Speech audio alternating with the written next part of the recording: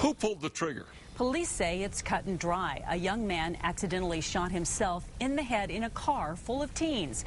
But his father doesn't buy it, never has. He believes investigators botched the case from the beginning. News 13's Tim Maestas went to Ruidoso for an in-depth look. That is tonight's special assignment. The story behind the death of 21-year-old Davis Warner began with a gunshot. He's bleeding. Okay, we've got him going that way. And a phone call to 911. My friend just shot himself in the head. Is he sitting up or? Yes, he's sitting up. He shot himself. It looks like in the side of the head. He's bleeding everywhere, man. EMS better hurry. He's losing his pulse. He's getting weak as hell. Okay, what's your name? My name's Eric. A 23-year-old named Eric and a 19-year-old named Chanel told police they were all inside this red Mustang December 6th of 2007. Chanel behind the wheel, Eric in the front passenger seat. Both said Davis was in the back seat playing with the gun when the gun went off. It was eventually determined that Mr. Warner shot himself accidentally. I am very certain that's what happened that night. Ruidoso Police Chief Wolfgang Born says it's a believable story. The two witnesses told investigators Davis was a risk-taker who often played with guns. Davis's dad doesn't believe that. What did police do, to your knowledge? Nothing. They interviewed the witnesses. That's it. They interviewed the witnesses. And they took the gun and my son's bloody clothes.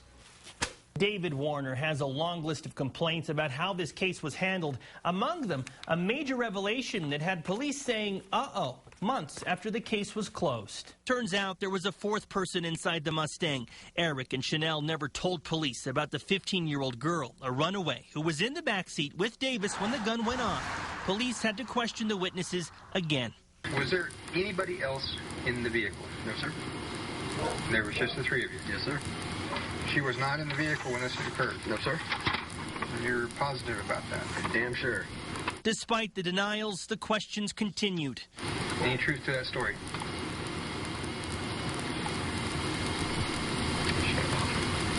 Can we turn the tape off? Now, former Ruidoso Police Detective Robert Layer explains what was discussed when the recording stopped. He didn't want to get in trouble for hiding out a runaway. The last time I saw you... The 15-year-old runaway named Savannah admits she ran from the scene to avoid trouble, and the others agreed to keep it a secret. Did Davis shoot himself?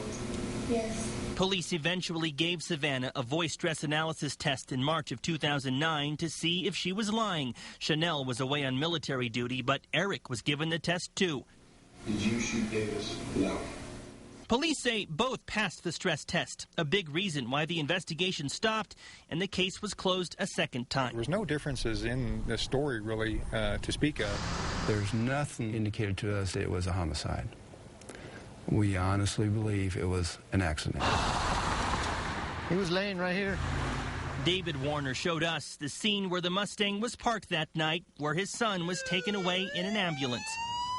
It's hard for me to come over here anytime. He is now on a campaign that's made headlines and made him a controversial figure. Every day he asks the question, what really happened?